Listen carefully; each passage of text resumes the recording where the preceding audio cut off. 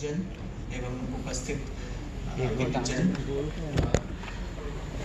अमृत महोत्सव चल रहा है, सत्य बाहर आ रहा है, नए शोध आ रहे हैं।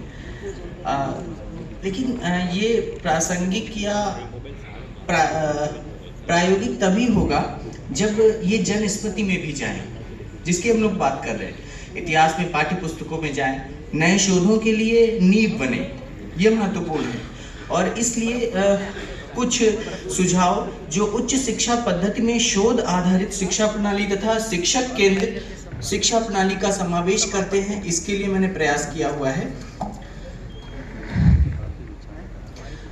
औपनिवेशिक अवशेषों के रूप में भारतीय शिक्षा नीति के पुनरुद्धार तथा विषयों को औपनिवेशिक छाया से स्वतंत्र करने के अमृतदायी प्रयासों के अंतर्गत राष्ट्रीय शिक्षा नीति के उच्च शिक्षा खंड में प्राचीन भारतीय आदर्शों के अनुरूप सर्वसमावेशी, बहुविकल्पी तथा निरंतर स्वशोधक पद्धति के अनुरूप भारतीय शिक्षा प्रणाली को ढालना एक बड़ी चुनौती है। इस चुनौती के अंतर्गत निम्न सुझाव उच्च शिक्षा प्रणाली के लिए प्रस्तुत किए जा रहे हैं। प्राचीन काल में भारत अपने विश्वविद्यालयों, आचार्यों के कारण विश्व गुरु की उपाधि पाता था।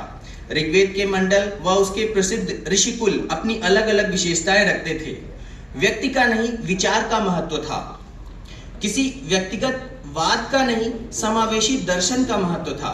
इसीलिए ऋग्वैदिक ज्ञान को किसी का व्यक्तिगत अन्वेषण या शोध कहकर नहीं, ऋषिया मंत्र दृष्टारः अर्थात मंत्रों या ज्ञान को अनुभव किया गया है, ना कि किसी एक व्यक्तित्व द्वारा खोजा गया है, ये कहा गया। हर ऋषि का अलग दर्शन था।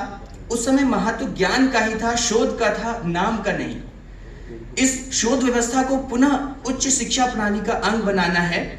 इस हेतु व्यवस्था को यथासंभव शोध आधारित व्यवस्था में परिवर्तित करके देखना होगा, जिसमें दो मूल सिद्धांत रखे जाएं जो प्रत्येक नियमन को प्रभावित करें। पहला सिद्धांत है कि उच्च शिक्षण संस्थान को एक जीवंत इकाई के रूप में विकसित किया जाए, अर्थात जो स्वयं में आई हुई कमियों को स्वयं ही ठीक करने का रास्ता निकाल सके और जो संस्था के लिए जितना अधिक योगदान दे उतना ही अधिक अधिकार संपन्न हो जाए।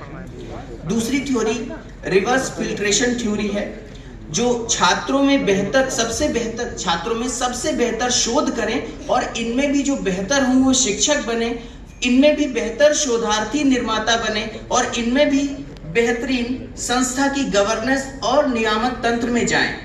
इन सब में पैमाना मौलिक शोध और नवाचार का ही होगा।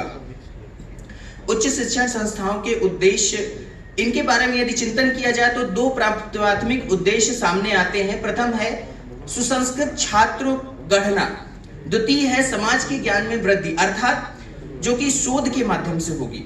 प्रथम उद्देश्य के रूप में औपनिवेशिक शिक्षा जो क्लर्क बनाकर छोड़ देती है, इसके स्थान पर समाज की हर एक इकाई को उसके सर्वांगीण